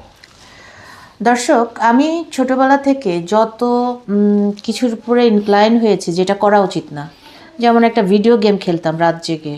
ওই ভিডিও গেমটা দেখা যেত যে আমার থেকে বেশি আব্বা খেলতেন, এবং আব্বা বেশি ইনক্লাইন ছিলেন ভিডিও গেমের উপরে।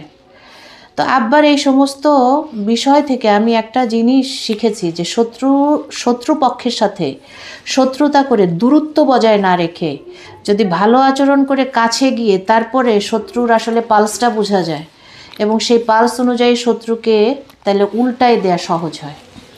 তো আমরা এই সমস্ত যন্ত্রপাতি, হ্যাঁ, এই এআই যে কত উপকার করছে আমাদের, এআই থেকে যে একটা মানুষ কত উপকৃত হতে পারে কল্পনার বাইরে। এটা একটা মানুষের মগজ থেকে বের হয়েছে। এই সব কিছুই মানুষের উপকারে চলে আসতে পারে যদি শুধু তার ভিতরে তাকওয়া থাকে। তো এই তাকওয়াটা কিভাবে একটা বাবা মা কালেকটিভলি আমরা কিভাবে একজন আর একজনের মধ্যে ইনজেক্ট করে দিতে পারি, সেটা অফলাইনে হোক অনলাইনে হোক, সেই জিনিসগুলি যদি আমরা মেনে চলি তাহলে এই সমস্ত ডিভাইস আমাদের জন্য আরও বন্ধু হয়ে যাবে, আমাদের জন্য সহায়ক হবে। স্ক্রিনে দেখা নাম্বারে আপনারা প্রশ্ন পাঠাতে থাকেন, ইনশাআল্লাহ প্রশ্ন নিয়ে চলে আসবো। আল্লাহ আপনাদের ভালো রাখুন, সুস্থ রাখুন। আসসালামু আলাইকুম। বিগত 25 বছর ধরে মসজিদ কাউন্সিল আত্মমানবতার সেবায় নিয়োজিত। এর মধ্যে অন্যতম হল চিলড্রেন ওয়েলফেয়ার প্রোগ্রাম CWP, জীবন ঘনিষ্ঠ শিক্ষা, আদর্শ গ্রাম প্রকল্প, বিনামূল্যে স্বাস্থ্যসেবা কর্মসূচি। আমরা আপনাদের যাকাত, সাদাকা ও দান অনুদানের অর্থ শরিয়া নির্দেশিত খাতে স্বচ্ছতার সাথে ব্যয় করে থাকি। আপনার নিজের ও প্রতিষ্ঠানের পক্ষ থেকে নির্ধারিত যাকাত ও দান অনুদান মসজিদ কাউন্সিলে প্রদান করে সাদকা জারিয়া সওয়াব হাসিল করুন। মসজিদ council for community advancement MACCA